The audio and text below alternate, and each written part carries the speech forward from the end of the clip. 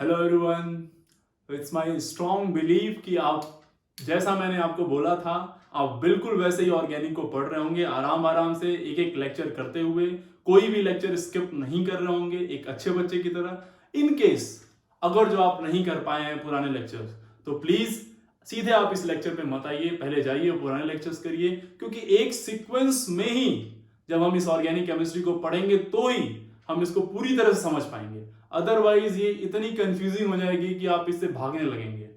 तो आपको जैसा मैं ले चलूं बिल्कुल वैसे चलिए। So please it's my request कि आप पहले जाइए और पुराने लेक्चर्स को पढ़िए। ओके, और जिन लोगों ने पढ़ लिया है उनके लिए हम स्टार्ट करेंगे टॉपिक आगे। तो लास्ट क्लास में आपने देखा कि हम लोगों ने पढ़ा कि अटैकिंग रिएजेंट कितने तरह के होते हैं। उसमें हम लोगों ने दो कैटेगरी बताई थी, एक इलेक्ट्रोफिलिक और दूसरा न्यूक्लियोफिलिक।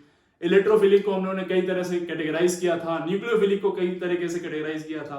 फिर देखा था न्यूक्लियोफिलिसिटी के बारे में, न्यूक्लियोफिलिसिटी और बेसिसिटी में क्या डिफरेंस होता है उसके बारे में, कब वो बेस की तरह एक्ट करेगा, कब वो न्यूक्लियोफाइल की तरह एक्ट करेगा, और मोस्ट इंपॉर्टेंट कि न्यूक्लियोफिलिसिटी किसी मीडियम में किस तरह से बिहेव करता है, मीन सॉल्वेंट में जाने के बाद न्यूक्लियोफिलिसिटी कैसी हो जाती है, ये भी हम देख चुके हैं। वो पार्ट बहुत ही इंपॉर्टेंट था। अगर जो आप सीरियसली अगर जो आप वो नहीं किए तो पहले वही करिए, उसके बाद हम लोग आएंगे इस टॉपिक पे। आज का टॉपिक उन सब से एक स्टेप आगे होगा और ये थोड़ा सा आपको ले जाएगा क्लोज, रिएक्शन के क्लोज। तो आज मैं आपको लेक्चर के एंड तक रिएक्शन के थोड़ा सा क्लोज लेके चलूंगा और फिर लेके आ जाऊंगा। प्लीज मेरे साथ जाइएगा और वापिस आ जाइएगा, वहां रुकिएगा नहीं। अगर जो आप रुक गए तो खतरा है, वहां पकड़ के आपको मार दिया जाएगा। मत रुकिएगा, अगर जो आप रुक गए तो ऑर्गेनिक समझने में बहुत दिक्कत होगी। बस आपको मैं ले चलूंगा धीरे से और वापस से लेके आऊंगा। साथ चलिएगा, साथ आ जाइएगा, रुकिएगा नहीं। जितना बताऊं उतना ही करिएगा। तो प्लीज आज का टॉपिक हमारा होगा hard nucleophile and soft nucleophile के ऊपर। तो वेरी इंपॉर्टेंट इंटरेस्टिंग टॉपिक, क्योंकि आगे चल के जब रिएक्शंस आएंगी तो उनमें कैसे डिस्टिंग्विश करेंगे आप, किस तरह से मालूम कर पाएंगे कि ये वाला न्यूक्लियोफाइल है तो कौन सी रिएक्शन करेगा, ये वाला है तो कौन सा करेगा। अभी हमने बस ये जाना है कि न्यूक्लियोफाइल क्या होते हैं, न्यूक्लियोफिलिसिटी का ऑर्डर क्या होता है, लेकिन उनमें भी कुछ कैटेगरीज होती हैं, उनको आज हम लोग एक्सप्लोर करेंगे पूरी तरह से। तो आइए, आज का टॉपिक हमारा है बेसिकली ऑर्डर ऑफ न्यूक्लियोफिलिसिटी के बारे में। अब आप ये सोच रहे होंगे सर ऑर्डर ऑफ न्यूक्लियोफिलिसिटी तो आप ऑलरेडी पढ़ा चुके हैं। तो बिल्कुल बेटा जी पढ़ा चुके हैं, लेकिन हम वो ऑर्डर पढ़े हैं जिसमें जब वो एक पीरियड का एलिमेंट हो तो न्यूक्लियोफिलिसिटी का ऑर्डर क्या होता है, जब वो एक ग्रुप का एलिमेंट हो तो न्यूक्लियोफिलिसिटी का ऑर्डर क्या होता है, ऐसे में पढ़ा है हमने, या साइज के बेसिस से पढ़ा है। अगर जो न्यूक्लियोफाइल जो आपको गिवन है रिएक्शन में, वो हो सकता है कि अलग अलग पीरियड और अलग अलग ग्रुप से हो, डिफरेंट पीरियड डिफरेंट ग्रुप का हो, और फिर बोल दे कंपेयर करने को न्यूक्लियोफाइल को, न्यूक्लियोफिलिसिटी के ऑर्डर को कंपेयर करो, ऐसे में थोड़ा सा टफ हो जाता है मामला। ऐसा हमने अभी कोई केस नहीं पढ़ा है ना। तो इस केस को थोड़ा सा एक्सप्लोर करते हैं हम यहाँ पे। It's a very important topic. See, तो बेसिकली ये जो ऑर्डर है वो एक्सपेरिमेंटल है। अभी हम लोग जो लिखेंगे इसका कोई हमारे पास हार्ड एंड फास्ट रूल नहीं है जिससे हम लोग डायरेक्टली बता पाए कि ऐसा क्यों आया।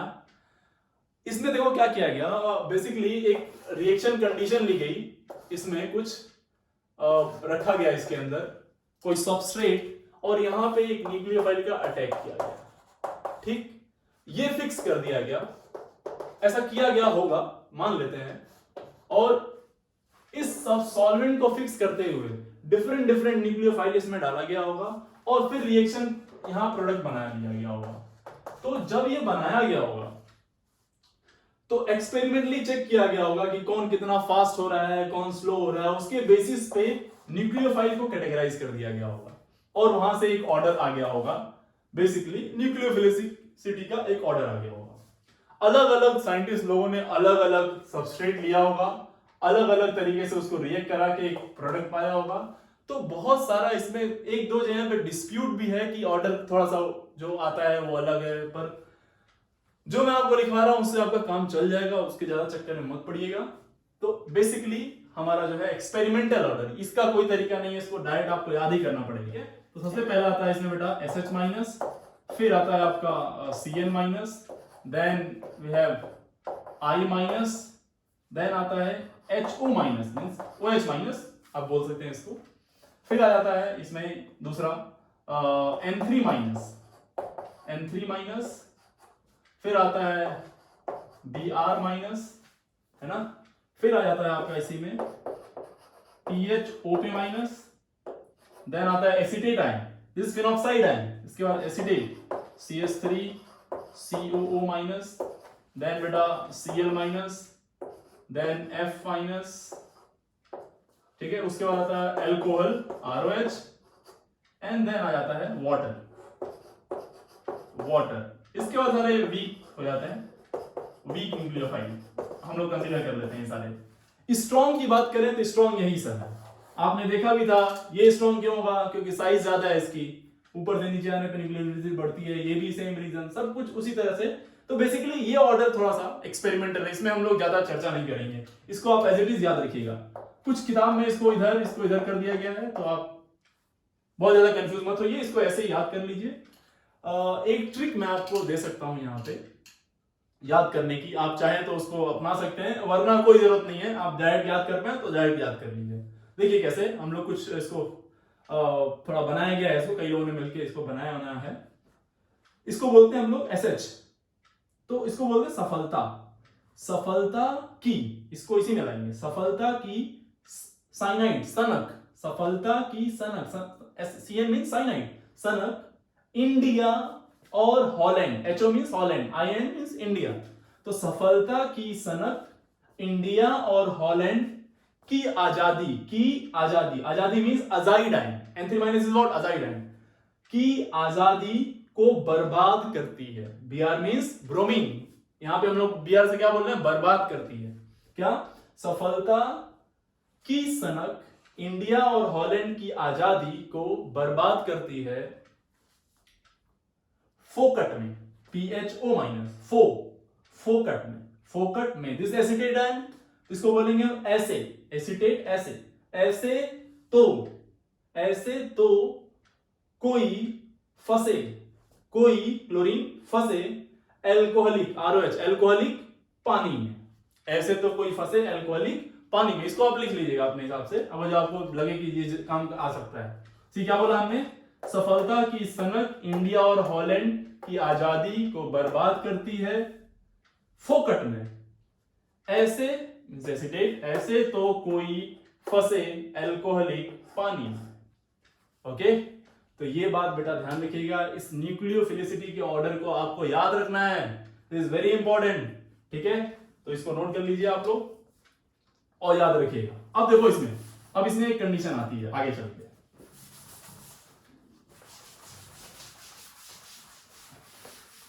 अब देखो हम लोग क्यों ये जानने की कोशिश कर रहे हैं, देखिएगा एक थोड़ा सा मैं आपको आइडिया दे रहा हूं रिएक्शन के बारे में, ज्यादा उसमें इन्वॉल्व नहीं होना आपको। सी देखिए, मान लीजिए एक कार्बन है और इस कार्बन के पास है एक लिविंग ग्रुप, ठीक है, इसके पड़ोस में एक दूसरा कार्बन है और इसके पास है एक हाइड्रोजन, ठीक, तो रिएक्शन देखो कैसे होती है बेसिकली। तो देखो हमने रिएक्शन कराया यहाँ पे किसी रिएजेंट के साथ, तो वो रिएजेंट जो होता है वो मान लो न्यूक्लियोफाइल है, न्यूक्लियोफाइल से करा, आपको अच्छे से मालूम है, अगर वो न्यूक्लियोफाइल है तो वो बेस भी हो सकता है ना, वो बेस भी हो सकता है। तो अगर जो, समझना ध्यान से समझिएगा इसको, अगर जो वो न्यूक्लियोफाइल की तरह बिहेव किया तो वो सीधे क्या करेगा, वो सीधे इस कार्बन पे अटैक करेगा, यहां से इस लिविंग ग्रुप को निकालेगा और क्या बना देगा, यहां पे बोलो, यहां आ जाएगा सीधे आपका, यहां पे आपका आ जाएगा सीधे ये वाला leaving group, sorry leaving group हटा और क्या आ गया, न्यूक्लियोफाइल। ऐसी रिएक्शन को हम लोग बोलते हैं न्यूक्लियोफिलिक सब्स्टिट्यूशन रिएक्शन। क्या, nucleophilic substitution reaction, nucleophilic SN reaction बोलते हैं बेसिकली, तो न्यूक्लियोफिलिक सब्स्टिट्यूशन रिएक्शन, ठीक है। अब इसमें न्यूक्लियोफिलिक सब्स्टिट्यूशन दो तरह की होती है, एक होती है SN1, एक होती है SN2, means one means unimolecular nucleophilic substitution, two means bimolecular nucleophilic substitution, ठीक है। हम लोग अभी इसमें नहीं जा रहे हैं कि क्या होता है, मैं बता रहा हूं, बिल्कुल जानने की कोशिश मत करिए, बस एक हल्का सा आइडिया लीजिए। ये एक अलग रिएक्शन है, ये एक अलग रिएक्शन, लेकिन दोनों में क्या हुआ, न्यूक्लियोफाइल ने अटैक किया, लिविंग ग्रुप हटा और डायरेक्ट वो प्रोडक्ट बना, मींस सब्स्टिट्यूट किया उसको, लीविंग ग्रुप को हटा के न्यूक्लियोफाइल चला गया उसकी जगह पे। या फिर दूसरी कंडीशन क्या हो सकती है कि हो सकता है उसका बेसिक नेचर डोमिनेटिंग हो। इसमें क्या हुआ था, न्यूक्लियोफिलिक नेचर डोमिनेटिंग था, हो सकता है कि उसका क्या नेचर डोमिनेटिंग हो बेटा, बेसिक नेचर। तो बेसिक नेचर डोमिनेटिंग हो तो क्या करेगा, ये पहले कहां अटैक करेगा, किसके ऊपर, ये अटैक करेगा इस H प्लस के ऊपर, और यहां से इसको लेके निकल जाएगा। जैसे यहां से ये H प्लस निकला, यहां पे आएगा नेगेटिव, यहां नेगेटिव आएगा, दूसरे स्टेप में निकल जाएगा लीविंग ग्रुप। तो यहां से एक बॉन्ड टूटा और एक बॉन्ड यहां से टूटा, तो यहां दोनों वैलेंसी फ्री हो जाएगी और यहां पे बन जाएगा कुछ इस तरह से alkene. Such kind of reactions are called as elimination reaction. इनको क्या बोलते हैं हम लोग, elimination reaction, elimination reaction। अब इस elimination reaction में अगेन ये भी दो तरह की होती हैं, कौन कौन सी, एक यूनिमोलिकुलर एलिमिनेशन E1 और एक बाइमोलिकुलर रिएक्शन E2। तो E1 और E2 कब होगी, या SN1 या SN2 कब होगी, देखो ध्यान से, जो आपने यूज किया अटैकिंग रिएजेंट वो दोनों तरह बिहेव कर सकता है। जौन सा वाला नेचर स्ट्रांग होगा उसके बिहाफ पे वो या तो सब्स्टिट्यूशन करेगा या तो एलिमिनेशन। उसमें भी वो SN1 करेगा कि SN2, E1 करेगा कि E2। कुल 4 कैटेगरी आ जाती हैं। आगे चल के जब हम पढ़ते हैं तो ये बड़ा कंफ्यूजिंग हो जाता है ये चारों कैटेगरी को डिस्टिंग्विश कर पाना। एक रिएक्शन दे देगा, पूछेगा SN1 है कि SN2 है, E1 है कि E2 है। तो रिएक्शन कंडीशन को देख के हम लोग ये पता लगा पाएंगे कि वो SN1 है, E1 है, E2 है या SN2 है, कोई सी भी है, वो वहीं से हम आइडिया लगा पाएंगे। देखिए सेम रिएजेंट का यूज करते हुए, एक ही रिएजेंट का यूज करते हुए ये 4 रिएक्शन कराया जा सकता है। तो प्लीज मैं बना रहा हूं, फोकस बनाए रखिए इस टॉपिक पे, नहीं तो बहुत कंफ्यूजिंग हो जाएगा बेटा ये टॉपिक। ठीक, तो फिलहाल अब हम लोग थोड़ा सा इसके में एक स्टेप आगे बढ़ेंगे कि ऐसे ये होगा कि ये होगा, इसके बारे में थोड़ा सा आइडिया चलिए लगाते हैं। तो देखो इसको एक स्ट्रक्चर दिमाग में रखिए कि ये वाला डोमिनेटिंग नेचर हुआ तो सब्स्टिट्यूशन होगा, बेस का डोमिनेटिंग नेचर हुआ तो किस पे अटैक करता है, H निकालता है, और वहां से क्या हो जाएगा, एलिमिनेशन। ठीक, चलिए तो अब देखते हैं हम लोग सेकेंड पॉइंट, एक इसमें थोड़ा सा केस पढ़ते हैं। केस वन में मानते हैं हम लोग कि देखो न्यूक्लियोफिलिसिटी और बेसिसिटी दोनों हम लोग पढ़ चुके हैं ऑलरेडी। तो केस वन में हम लोग बोलेंगे कि न्यूक्लियोफिलिक नेचर उसका स्ट्रॉन्ग है और बेसिक नेचर वीक है। मींस स्ट्रॉन्ग न्यूक्लियोफाइल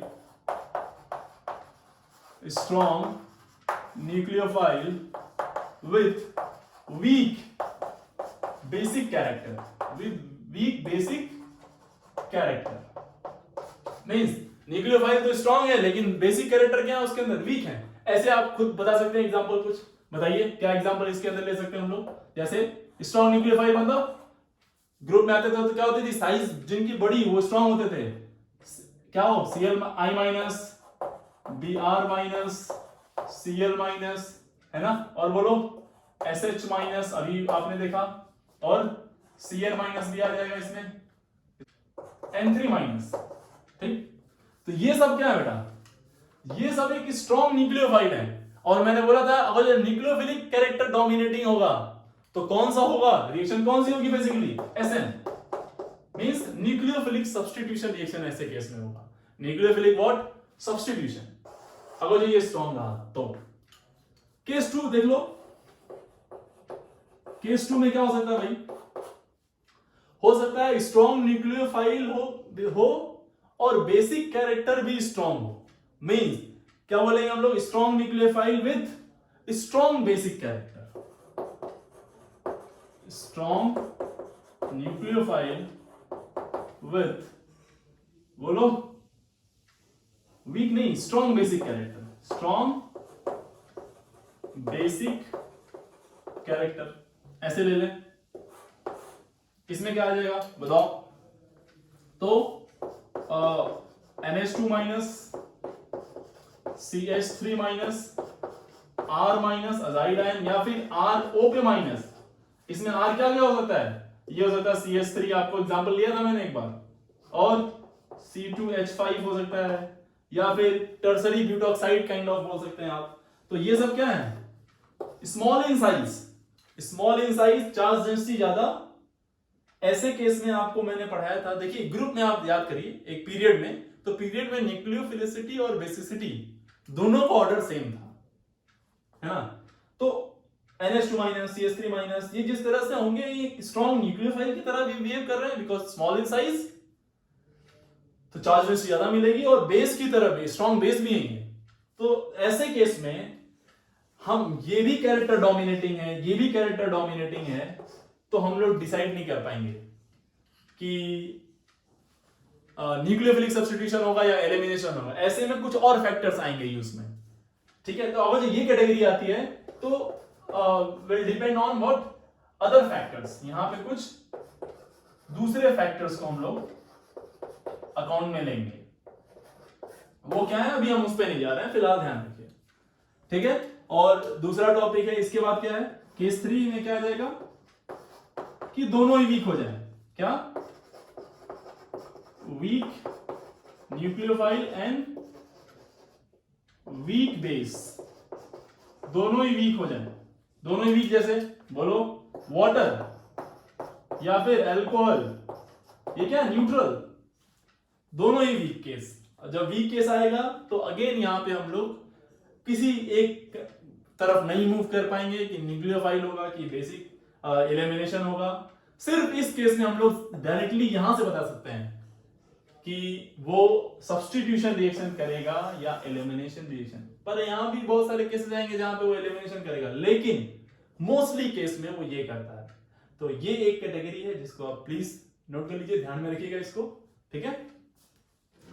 अब आपको अच्छे से मालूम है कि एक लास्ट क्लास में हम लोगों ने एक क्वेश्चन पढ़ा था, nucleophilicity in different kind of solvent, है ना। तो उसमें हम लोगों ने लिया था NaF को जब आप पानी में लेते हैं बेटा तो अच्छे से मालूम है आपको कि क्या होता है, यहां पर बनता है सोडियम Na+ और दूसरा क्या बनता है F-, और ये being water being a polar solvent, polar protic solvent, ये दोनों को सॉल्वेट करता था, कैटायन को भी और एनायन को भी, यानी कि इसको भी सॉल्वेट करता था और इसको भी सॉल्वेट करता था, अच्छे से आपको याद होगा, है ना। कैटायन और एनायन दोनों को सॉल्वेट करता था, और ये है आपका न्यूक्लियोफाइल जो कि जाने वाला अटैक करने। तो मीडियम भी डिसाइड करेगा कि वो रिएक्शन सब्स्टिट्यूशन की होगी या एलिमिनेशन की होगी। जैसे इस केस में अगर जो आपने इसको वाटर के साथ लिया, आपको अच्छे से मालूम है कि फ्लोरीन के ऊपर चार्ज डेंसिटी ज्यादा होती है, चार्ज डेंसिटी ज्यादा होगी तो हाइड्रेशन ज्यादा होगा, ज्यादा वाटर मॉलिक्यूल उसको घेर लेंगे, और ज्यादा वाटर मॉलिक्यूल उसको घेर लेंगे तो आपको मालूम है उसकी साइज बड़ी हो जाएगी, और साइज बड़ी होने से आयनिक मोबिलिटी स्लो हो जाएगी। आयनिक मोबिलिटी कम होगी तो अटैक नहीं कर पाएगा, और जब अटैक नहीं कर पाएगा तो वो बेहतर न्यूक्लियोफाइल नहीं होगा, यानी कि सब्स्टिट्यूशन रिएक्शन उतनी आसानी से नहीं होगी। यहां पे क्लियर है ये बात, ओके। अब आते हैं हम लोग अपने सबसे मेन टॉपिक और इंटरेस्टिंग टॉपिक पे, that is what hard and soft reagent. Okay, so next topic is what hard and soft reagent. तो हार्ड एंड सॉफ्ट रिएजेंट क्या होते हैं, चलिए इसको समझते हैं। रिएजेंट मींस दो तरह के, कौन कौन से रिएजेंट, एक इलेक्ट्रोफाइल और एक न्यूक्लियोफाइल। तो यानी कि रिएजेंट अगर जो हार्ड एंड सॉफ्ट हैं तो कौन कौन से होंगे, बोलिए। एक हार्ड एंड सॉफ्ट न्यूक्लियोफाइल, और दूसरा क्या होगा, hard and soft electrophile. Electrophile भी हार्ड एंड सॉफ्ट होंगे और न्यूक्लियोफाइल भी हार्ड एंड सॉफ्ट होंगे। अब ये हार्ड और सॉफ्ट से मतलब क्या है, क्या सर रिएजेंट हमको मिलने वाले जिसको हम टच करके बताएंगे कि हार्ड है कि सॉफ्ट है, नहीं, ऐसा नहीं होने वाला। तो क्या होगा, कैसे मालूम करेंगे कि सॉफ्ट है कि हार्ड न्यूक्लियोफाइल है, ठीक है। तो देखो इस बहुत बहुत बहुत इजी है, बहुत आराम से समझ लो इसको, जैसे मैं बताऊं बिल्कुल वैसे ही करना है आपको। सी एक क्वेश्चन से इसको समझते हैं, देखिए। अच्छा, न्यूक्लियोफाइल होने के लिए क्या कंडीशन है कि इलेक्ट्रॉन डेंसिटी हो उसके पास, इलेक्ट्रॉन डेंसिटी ज्यादा होगी तो न्यूक्लियोफाइल होगा। लाइक एक मैं आपको क्वेश्चन देता हूं, ऐसे लिखिए OH- और I-। अब मैं आपसे पूछूं, देखिए अच्छा एक छोटा सा कॉन्सेप्ट समझना, हार्ड से एक ट्रिक है, ट्रिक। हार्ड से हम लोग बोलेंगे higher,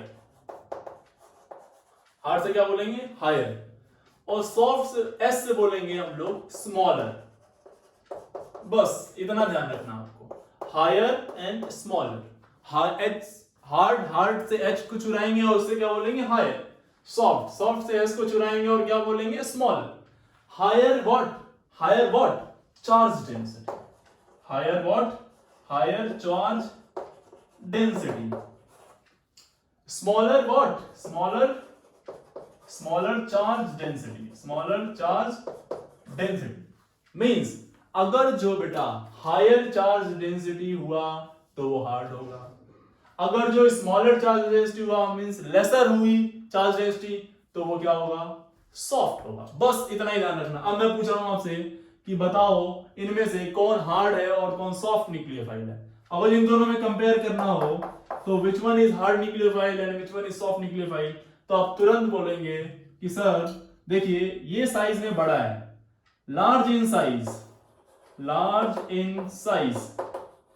and this one is small in size. This is what small in size.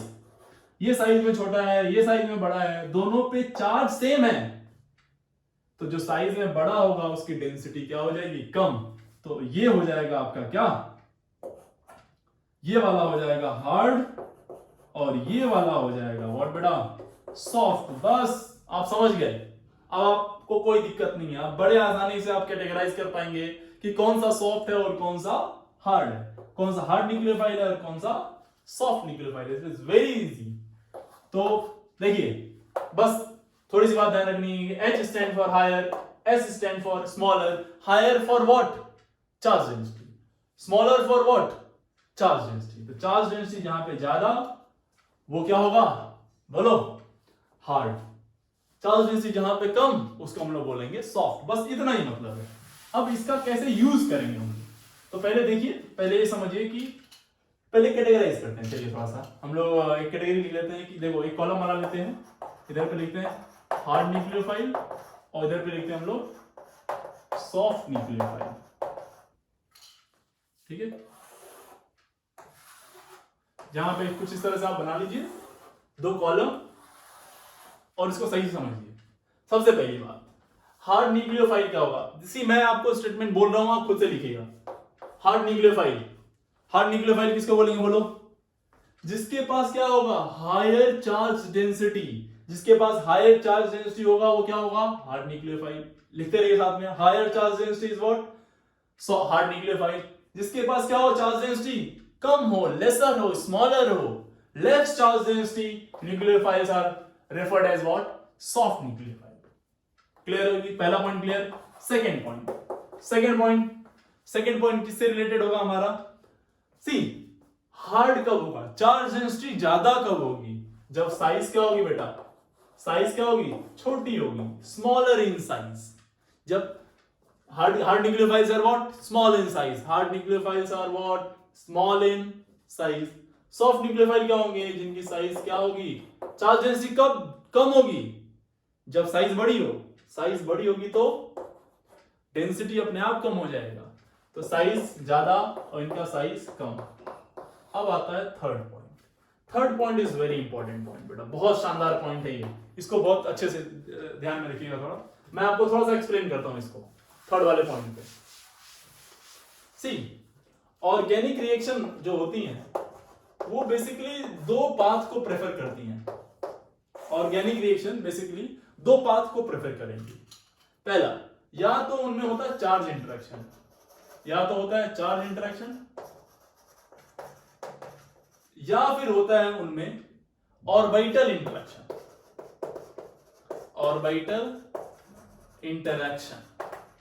Charge interaction और ऑर्बिटल इंटरेक्शन तो दो तरह की होंगी। सी देखिए ध्यान से, या तो वो चार्ज को प्रेफर करेंगी या फिर वो ऑर्बिटल्स को प्रेफर करेंगी।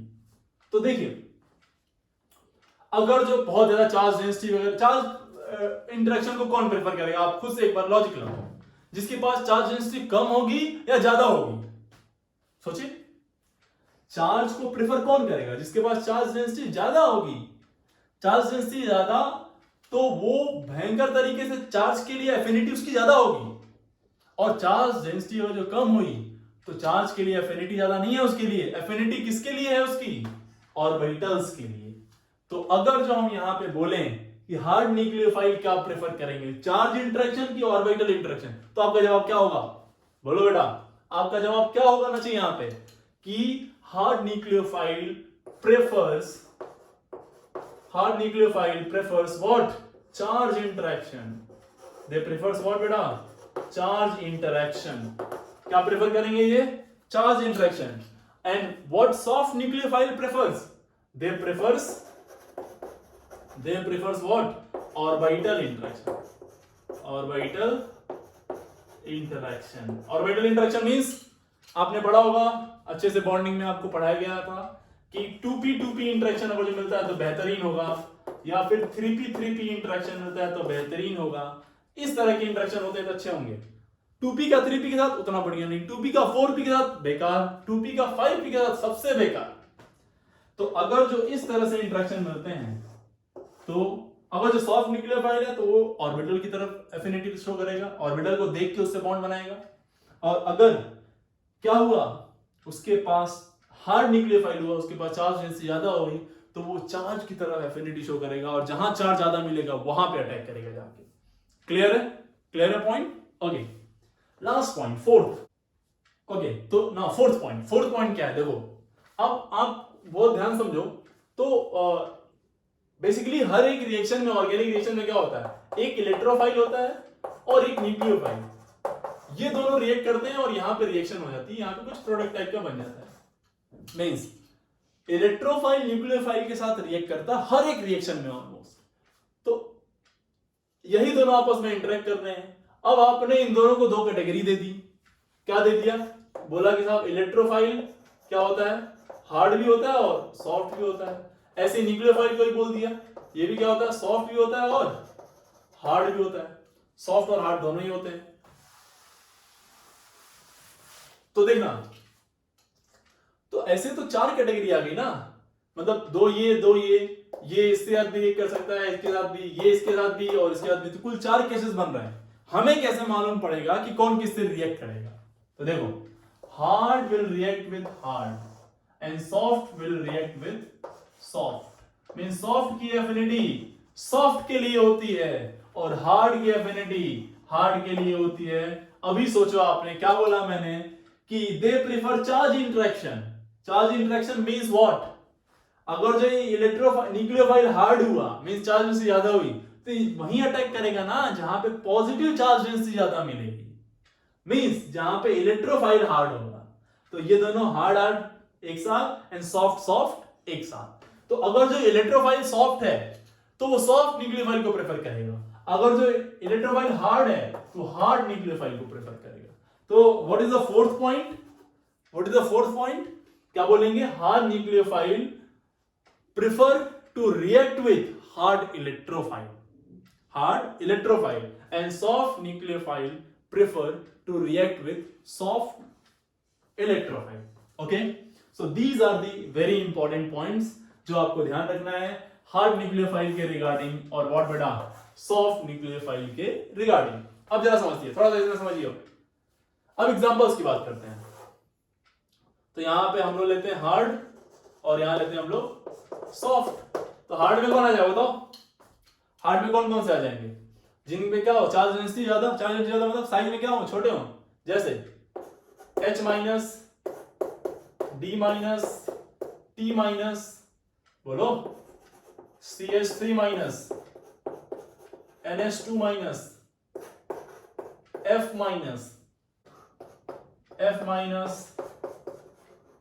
NR2-, और क्या जाएगा इसमें? F-, NR2-, है ना, OH-, OR-, ये सब क्या है? सब स्मॉल इन साइज तो चार्ज डेंसिटी ज्यादा तो they are hard. What is soft nucleophile कहां जाएंगे? इधर से I-, Br-, है ना, SH-, है ना, ये सारे क्या आ जाएंगे? ये सॉफ्ट न्यूक्लियोफाइल आ जाएंगे। जिनकी साइज ज्यादा, चार्ज डेंसिटी कम, तो they are soft. They have affinity for orbital not for charge density. ठीक है, तो अगर जब ऐसा दिखता है तो ऑर्बिटल इंटरेक्शन कराने की कोशिश करेंगे, ऐसा दिखता है तो चार्ज इंटरेक्शन कराने की कोशिश करेंगे। ये जब देखिए स्मॉल इन साइज है क्लियर है? अब मैं एक क्वेश्चन देता हूं आपके लिए, जरा इसको थोड़ा सा लगाइएगा दिमाग इसमें। ये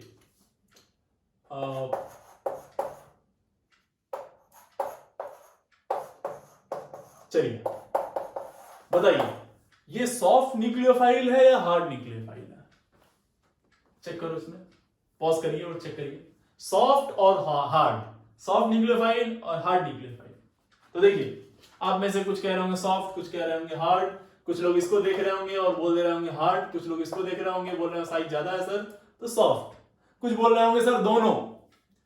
तो बेटा जी सही वही लोग हैं जो बोल रहे हैं कि hard and soft both, hard hard hard and soft both. See आपको यहां से नहीं चेक करना है, आप ध्यान से देखिए, तो इसका आपको चेक करना है क्या बेटा, आप बेसिकली ये मॉलिक्यूल क्या ऐसा दिखता है, नहीं ये रेजोनेंस कर रहा है, डबल सिंगल नेगेटिव रेजोनेंस करेगा तो यहाँ पे क्या आ जाएगा, इस तरह से पाई डेंसिटी होगी, यहाँ पे डेल नेगेटिव आएगा, यहाँ पे डेल नेगेटिव, यानी कि ये भी एक साइड है, डोनर साइड, एक साइड ये है डोनर और एक ये है, तो ये कैसा है सॉफ्ट वाला और ये हार्ड वाला, तो ये दोनों की तरफ वर्क करेगा डिपेंडिंग ऑन रिएक्शन कंडीशन, कौन सा वाला एक्टिव होगा। ऑब्वियसली अगर जो हार्ड चार्ज इंटरेक्शन हो रहा है तो हार्ड वाला जाएगा, ये वाला एंड जाएगा, अगर जो ऑर्बिटल इंटरेक्शन हो रहा है तो ये वाला। ठीक है, आई होप आपको सब समझ में आ गया होगा। ठीक, ऐसे ही आप ये खुद से लिख लीजिएगा। नेक्स्ट आज ये तो आपको बिल्कुल क्लियर हो गया होगा, तो अपनी तरफ से आप खुद से लिख लीजिए कि क्या होते हैं hard electrophile and soft electrophile. ये आपका होमवर्क है, आपसे खुद से करेंगे। तो एक बार मैं आपको ब्रीफ कर देता हूं। हार्ड क्या होगा, इलेक्ट्रोफाइल जिसके पास चार्ज डेंसिटी ज्यादा, इसके पास चार्ज डेंसिटी कम। साइज में क्या होना चाहिए, चार्ज डेंसिटी अगर ज्यादा है तो साइज छोटी होनी चाहिए, इसकी साइज ज्यादा होनी चाहिए, एकदम सही बात है। Again prefer charge interaction, yes hard है तो चार्ज इंटरेक्शन, ये भी क्या प्रेफर करेगा orbital interaction, because large in size less charge density. And the fourth point is what, hard electrophile prefer hard nucleophile and soft electrophile prefer soft nucleophile. तो ये सारे point मैंने बता ही दिए, चलिए घर से क्या यहीं पे नोट कर लीजिए इसको। आते हैं किसमें, अब इसके एग्जांपल में। यस, अब इसके एग्जांपल देख लीजिए जरा, hard and soft, hard electrophile and soft electrophile. Example बताओ, हार्ड कौन होगा, जिसकी साइज छोटी होगी, जैसे again H plus, D plus, T plus, CH3 plus, है ना, NO प्लस, NO2 प्लस, है ना, एटसेट्रा, ये सब क्या होंगे हार्ड न्यूक्लियोफाइल। सॉफ्ट क्या हो जाएगा, जिनकी साइज क्या होगी, सॉफ्ट क्या होगी, जिनकी साइज बड़ी होगी। बड़ी मींस किस तरह से, आप जैसे Br प्लस, I प्लस, इस तरह की जिनकी साइज क्या होगी बड़ी होगी। साइज में बड़े होंगे तो क्या कहलाएंगे सॉफ्ट, साइज में छोटे होंगे तो क्या कहलाएंगे हार्ड इलेक्ट्रोफाइल। ठीक है, अब एक मैं ऐसे जनरल क्वेश्चन देता हूं आपसे, एक पूछता हूं, आप बताइएगा कि इसको किसको हार्ड में रखेंगे और किसको सॉफ्ट में रखेंगे। लाइक कुछ इस तरह से एक क्वेश्चन ऐसा है, RC डबल बॉन्ड OH और एक है RCl, ऐसा है। तो एक को हार्ड में रखना है, एक को सॉफ्ट में रखना है। आप लगाइए दिमाग, कौन को हार्ड में रखेंगे इलेक्ट्रो, पहले तो आप पहले ही समझिए कि इलेक्ट्रोफाइल है कि नहीं। इलेक्ट्रोफाइल की लास्ट कंडीशन आपको याद है, लास्ट कैटेगरी कि पोलराइजेबल फंक्शनल ग्रुप हो तो या तो पाई के अलोंग या तो सिग्मा के अलोंग, ऐसे दोनों केस में वो इलेक्ट्रोफाइल की तरह वर्क करेगा। तो यहाँ पे क्या होगा, इस पे डेल नेगेटिव और इस वाले एंड पे क्या जाएगा डेल पॉजिटिव, इसमें यहाँ डेल नेगेटिव यहाँ पे डेल पॉजिटिव। तो ये वाला पॉइंट क्या होगा इलेक्ट्रोफिलिक सेंटर, ये वाला भी इलेक्ट्रोफिलिक सेंटर। अब लगाओ दिमाग, कौन सा वाला हार्ड कौन सा वाला सॉफ्ट, देखो ध्यान से, तो दोनों में ही कार्बन पे चार्ज है। अब लगाइए दिमाग, कौन सा सॉफ्ट कौन सा हार्ड है, क्या होगा यहाँ पे, देखो जी बिल्कुल सही बोल रहे हैं आप। यहां पे आपने बोला था कि सर पाई पोलराइजेशन है यहाँ पे, और पाई पोलराइजेशन स्ट्रॉन्ग होता है, और पाई पोलराइजेशन सिग्मा से वजह स्ट्रॉन्ग हुआ, तो ये वाला हो जाएगा हार्ड और ये वाला हो जाएगा ये वाला कहां चला जाएगा, सॉफ्ट में, सॉफ्ट इलेक्ट्रोफाइल, और ये वाला hard electrophile, because pi polarization is more than sigma polarization, तो इसको हार्ड में कंसीडर करेंगे और इसको सॉफ्ट में। ठीक है, तो आज का ये टॉपिक था हमारा hard nucleophile and soft nucleophile, hard electrophile and soft electrophile के बारे में। इससे हम आइडिया लगा पाएंगे। इससे देखो एक स्टेप और आगे आप बढ़े कि आप कैसे मालूम करेंगे कि कौन सा इंटरेक्शन हो रहा है, ये वाला न्यूक्लियोफाइल है तो कौन सा इंटरेक्शन होगा, ये वाला इलेक्ट्रोफाइल है तो किस टाइप का इंटरेक्शन होगा, कब चार्ज को प्रेफरेंस देंगे, कब ऑर्बिटल को प्रेफरेंस देंगे, ये सारी बातें हम लोग यहाँ पे सीख लिए हैं। ओके, तो प्लीज इसको अच्छे से आप कर लीजिए। अब हम लोग थोड़ा सा, मैंने आपको प्रॉमिस किया था कि आपको ले चलेंगे रिएक्शन के थोड़ा सा करीब, आप इसके थ्रू थोड़ा सा बढ़ रहे हैं, मैं कुछ क्वेश्चंस देता हूं और आप कोशिश करिए वहां तक पहुंचने। Okay, so these are some questions जिनमें आपको प्रॉपर पता करना है कि न्यूक्लियोफाइल कौन सा है और इलेक्ट्रोफाइल कौन सा है। बस आपको ये पता करना है कि कौन सा इलेक्ट्रोफाइल की तरह बिहेव कर रहा है और कौन सी न्यूक्लियोफाइल।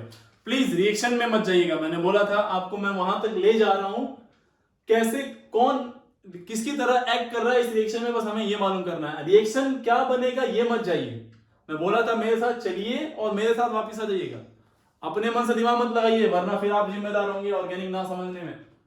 तो आप बस ये बताइए कि कौन न्यूक्लियोफाइल है और कौन इलेक्ट्रोफाइल है, आप खुद से एक बार दिमाग लगा लीजिए पूरा, फिर मैं आपको एक्सप्लेन करता हूं। ठीक है, चेक कर लिया। ओके, नाउ देखो ये क्या है, नेगेटिव चार्ज, तो ये किसकी तरह बिहेव करेगा, न्यूक्लियोफाइल की तरह, और यहां पे आपको मालूम है कि ये कौन सा फोर्थ कैटेगरी इलेक्ट्रोफाइल की, इस पे डेल नेगेटिव आ जाएगा, इस पे डेल पॉजिटिव, ये होगा आपका इलेक्ट्रोफाइल। ठीक, डबल बॉन्डेड सिस्टम कैसा होता है, न्यूक्लियोफिलिक, तो ये हो गया आपका क्या, अब पुराने लेक्चर देखो काम आ रहे हैं यहाँ पे, ये न्यूक्लियोफाइल, और वहीं पे फोर्थ वाले में एक बताओ ये वाला कैटेगरी थी बीआर और बीआर, मैंने बोला था ये रिएक्शन कंडीशन से डिसाइड करेंगे कि इलेक्ट्रोफाइल है कि नहीं है। तो अगर जो ये न्यूक्लियोफाइल हो गया तो कंफर्म है क्या होगा, कंफर्म है क्या होगा, इलेक्ट्रोफाइल। नाउ नेगेटिव चार्ज तो न्यूक्लियोफाइल, और यहां पे क्या होगा, ये इलेक्ट्रोफाइल, अच्छे से याद होगा आपको। फोर्थ कंडीशन, इस पे डेल पॉजिटिव आता है कि नहीं। नेक्स्ट नेक्स्ट नेक्स्ट नेक्स्ट, ये कैसा होगा, OH माइनस, OH माइनस होगा तो ये न्यूक्लियोफाइल, और ये हो गया आपका इलेक्ट्रोफाइल। इसमें बोलो ये H प्लस, तो ये इलेक्ट्रोफाइल हो गया, तो ये ऑब्वियसली क्या होगा, न्यूक्लियोफाइल। ये देखो दिस इज इंपॉर्टेंट, क्या है ये, 3 मेंबर्ड रिंग, और 3 मेंबर्ड रिंग में क्या होता है, स्ट्रेन, बहुत भयंकर स्ट्रेन होगा, एंगल स्ट्रेन की वजह से सिस्टम अनस्टेबल, तो भयंकर तरीके से रिएक्ट करेगा। फिलहाल यहाँ पे किसी तरह वर्क कर रही है एज अ न्यूक्लियोफाइल, पर ये क्वेश्चन देखो इंटरेस्टिंग, ऐसे में ये नेगेटिव आ गया तो ये हो गया न्यूक्लियोफाइल, ऐसे में किसकी तरह बिहेव करेगा, बोलो इलेक्ट्रोफाइल की तरह। मींस सेम सिस्टम कभी इलेक्ट्रोफाइल की तरह बिहेव कर रहा है, कभी न्यूक्लियोफाइल की तरह, डिपेंडिंग की बगल में कौन है। अब यहां पे क्या हुआ, इस पे क्या हुआ, डेल नेगेटिव, और रिंग पे क्या आ गया, डेल पॉजिटिव, इसीलिए ये यहां पे इलेक्ट्रोफाइल हो गया और ये न्यूक्लियोफाइल। चलो ये इंटरेस्टिंग क्वेश्चन, इसके पास लोन पेयर, तो ये हो गया न्यूक्लियोफाइल, और इसके पास क्या होगी, वैकेंट डी ऑर्बिटल, बहुत इंपॉर्टेंट रिएक्शन है ये, आगे बहुत बार आएगी ये, वैकेंट डी ऑर्बिटल, तो किसकी तरह बिहेव करेगा, ये इलेक्ट्रोफाइल की तरह। Double bond system, nucleophile HBr, electrophile, OH nucleophile, associate कैसा होगा, S डबल बॉन्ड OCl, कैसा आ गया, पोलराइजेबल फंक्शनल ग्रुप, तो यहां पे क्या आएगा, डेल पॉजिटिव, ये तो ये आ गया इलेक्ट्रोफाइल। ठीक है, यानी ये कैसा टूटेगा तो होगा BH4 पे माइनस, और नेगेटिव का मतलब क्या, न्यूक्लियोफाइल, और यहां पे इस पोलराइज होगा तो यहां पे डेल पॉजिटिव आएगा, तो ये हो गया आपका इलेक्ट्रोफाइल। तो आप अपने आंसर चेक कर लीजिए कितना सही हुआ कितना गलत हुआ। ठीक है, आज का कितना आपसे क्लियर हो पाया। ठीक है, आज बस इतना ही, यहीं पे फिनिश करते हैं। नेक्स्ट लेक्चर में हम थोड़ा सा और आगे बढ़ेंगे। आई होप आपको ये लेक्चर पूरी तरह से क्लियर हो गया होगा। बहुत इंपॉर्टेंट टॉपिक है, हार्ड एंड सॉफ्ट, उस पे भी एप्लीकेशन में हम थोड़ा बहुत आगे बात करेंगे। पर अभी हमने यहाँ पे सिर्फ और ये चेक किया कि कैसे कौन सा वाला इलेक्ट्रोफाइल है और कौन सा वाला न्यूक्लियोफाइल है। आज के लिए इतना रहने देते हैं, इसको पूरी तरह से कर लीजिए। Thank you very much.